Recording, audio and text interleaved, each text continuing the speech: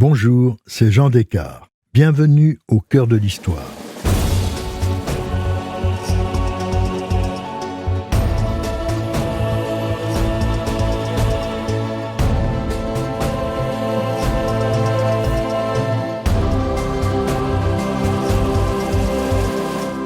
Dans ce troisième épisode en 2 parties de notre série sur les conseillers de l'ombre qui ont influencé les puissants, je vous raconte l'histoire du père Joseph, un capucin très influent qui, au XVIIe siècle, mit son talent au service de Richelieu, donc au service du roi Louis XIII et de la France.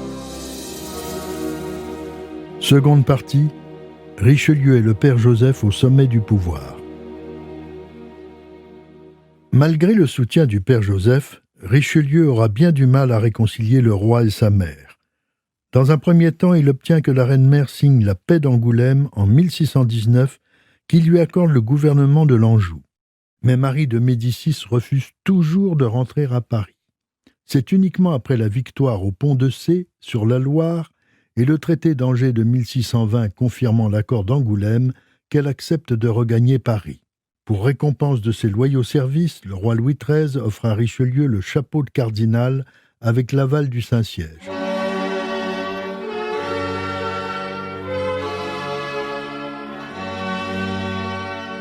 Marie de Médicis a fait sa rentrée au conseil, mais le roi se méfie toujours un peu de Richelieu, trop proche de sa mère. Là encore, le père Joseph va s'activer. Et le 28 avril 1624, le cardinal entre à nouveau au conseil. Le lendemain, le roi dira à sa mère « J'ai choisi un de vos serviteurs pour montrer que notre réconciliation est réelle et définitive. » En 1625, Richelieu envoie le père Joseph à Rome afin qu'il y soit son agent personnel. Il devient son ami le plus proche. Le cardinal met alors en place son système de collaborateurs remarquables qui fait l'admiration des ambassadeurs étrangers, notamment ceux de Venise. Désormais, le père Joseph devient l'éminence grise. C'est le cardinal qui l'a ainsi nommé. Mais en italien, c'est Tenebroso cavernoso, la sombre caverne. Le capucin devient, en quelque sorte, le gardien des secrets. À cette époque, Richelieu rêve de dompter ses adversaires, les nobles et les protestants. Pour assagir la noblesse, il va interdire les duels en 1626. Sur le front des réformés, après bien des efforts diplomatiques, le cardinal obtient que la vallée de la Valteline, en Suisse, aux mains des grisons protestants, reste sous le contrôle des troupes pontificales qui l'occupent alors. Cela peut sembler une petite affaire sans importance, mais c'est en fait un succès pour les catholiques en général et pour le parti des dévots en France. Les protestants de France, dirigés par Rohan, se sentent menacés. Ils décident de solliciter le roi Charles Ier d'Angleterre. Ce souverain va alors constituer une puissante base anglaise dans le triangle La Rochelle, Île-de-Ré, Île-d'Oléron, qui va contraindre Richelieu à une intervention militaire, terrestre et navale. Outre le soutien aux protestants français, le roi d'Angleterre a une autre raison d'intervenir contre le roi de France, comme le rappelle l'historien Jean-Christian Petit-Fils. C'était la volonté de Richelieu de créer une flotte, de développer des compagnies de commerce à monopole et de conquérir des bases coloniales. Le père Joseph lui avait communiqué de nombreux renseignements sur les mers lointaines et les possibilités de négoce avec les contrées d'Afrique, d'Amérique et d'Asie, grâce au compte-rendu des missionnaires capucins. Pour Charles Ier et pour l'Angleterre qui voulait maintenir sa première place sur les mers, ce projet était insupportable. Le 20 juillet 1627, le grand amiral de la flotte anglaise, le duc de Buckingham, débarque sur l'île de Ré et s'en empare. Le 10 septembre, La Rochelle bascule dans la rébellion. Richelieu décide d'intervenir. Avant de s'occuper de La Rochelle, il faut dégager les Anglais de l'île de Ré. Cela est fait dans la nuit du 7 au 8 octobre grâce aux 830 mousquetaires et fantassins de M. de Sourdis. Après quoi, il fait débarquer sur l'île un corps de 6000 hommes pour la défendre.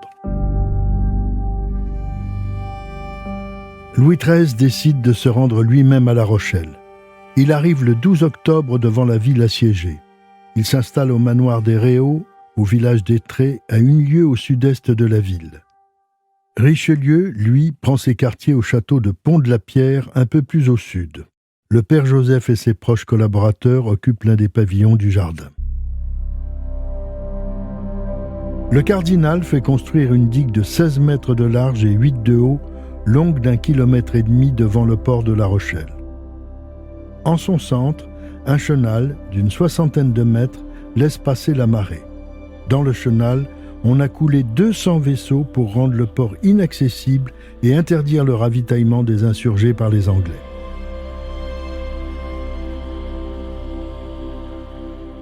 Le roi est fatigué.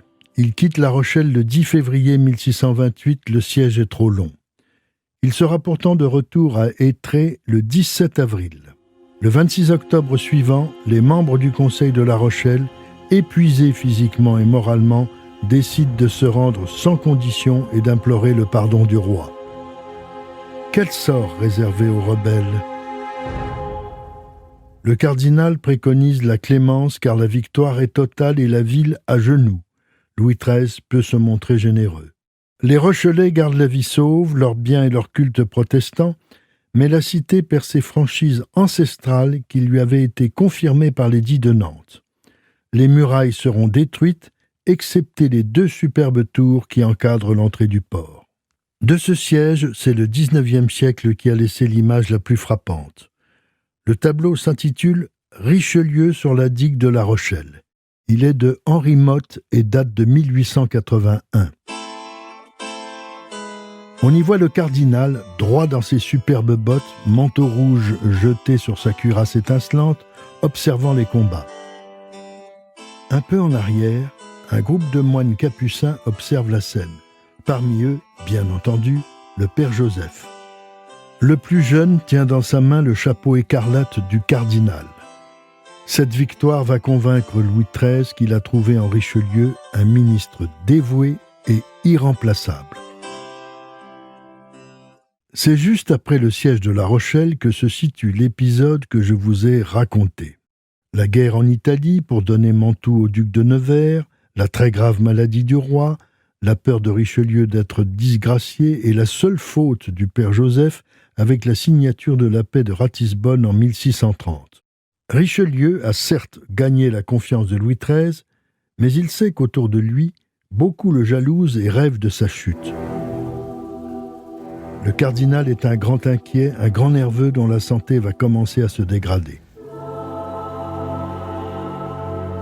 Ses principaux ennemis appartiennent tous au parti catholique. Parmi eux se trouve le turbulent frère du roi, Gaston d'Orléans, toujours en rébellion, le garde des Sceaux, Michel de Marillac, la propre épouse du roi, Anne d'Autriche, et Marie de Médicis, qui depuis quelque temps se sent menacée par l'influence de Richelieu.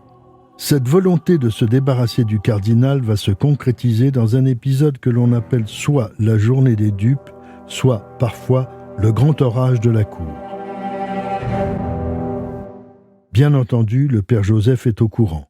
Mais que faire contre l'épouse, le frère et la mère du roi ? En ce qui concerne le frère, l'avant-veille de cette fameuse journée, le samedi 9 novembre 1630, tout semble arrangé avec lui. Louis XIII réconcilie Gaston avec le cardinal, ce dernier n'en pense pas moins, mais tout de même, Richelieu est sûr d'avoir la confiance du roi. La veille, dimanche 10, c'est jour de conseil. On y traite de questions militaires. En fin d'après-midi, la reine-mère, Marie de Médicis, entre dans une colère épouvantable. Elle se déchaîne en sa présence contre Richelieu. Elle le traite d'ingrat, de fourbe, de perfide. Elle n'a plus aucune confiance en lui.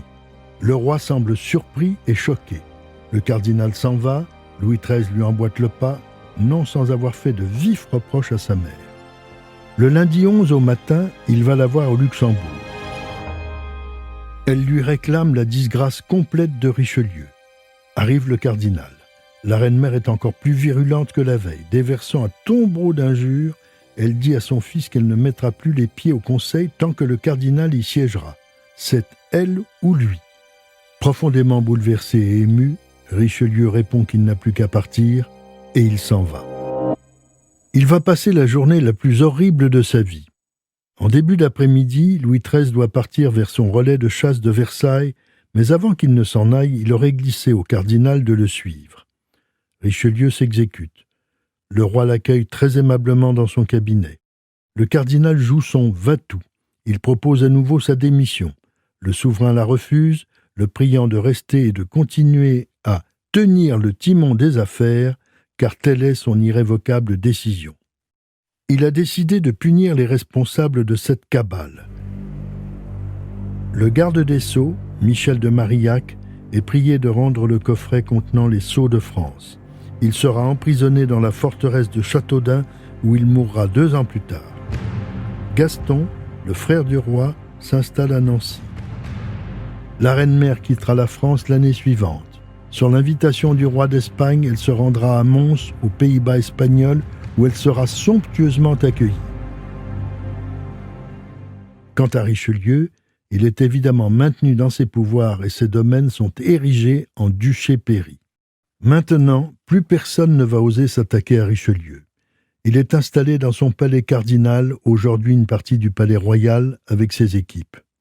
Auprès de lui, le père Joseph dirige toujours les lettres d'instruction aux ambassadeurs.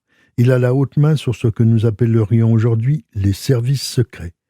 Il est également le conseiller politique et religieux de son ami. Le cardinal se trouve à la tête d'une immense fortune, essentiellement un patrimoine foncier. Il fait construire, non loin de Châtellerault, dans la ville qui porte son nom, un château aujourd'hui disparu. Il contenait d'inestimables collections de peintures et d'objets d'art accumulés par le grand ministre. Désormais, l'heure est plutôt à la guerre. La guerre de 30 ans contre l'Espagne et contre l'empereur. Elle s'achèvera après la mort du cardinal et celle du roi par les traités de Westphalie en 1648.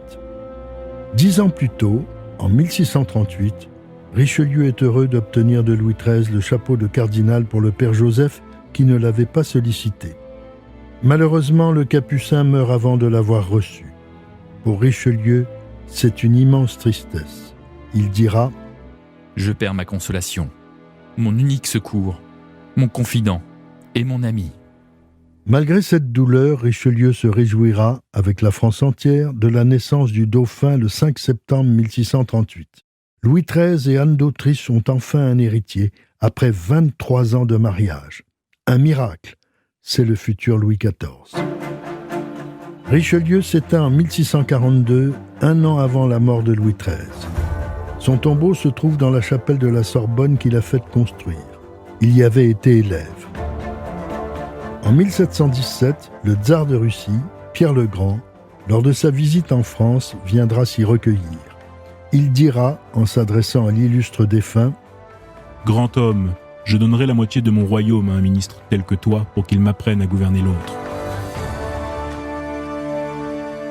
Le tsar oubliait le père Joseph sans qui, on peut le penser, Richelieu n'aurait peut-être pas été aussi grand.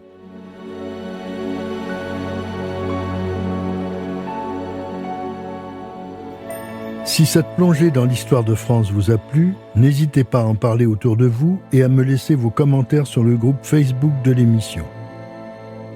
Je vous dis à bientôt pour un nouvel épisode de Au cœur de l'histoire. Ressources bibliographiques. Louis XIII par Jean-Christian Petit-Fils aux éditions Perrin 2008. Richelieu, l'Aigle et la Colombe par Arnaud Tessier aux éditions Perrin 2014. Richelieu, l'art et le pouvoir dans le catalogue de l'exposition du Musée des Beaux-Arts de Montréal en 2003.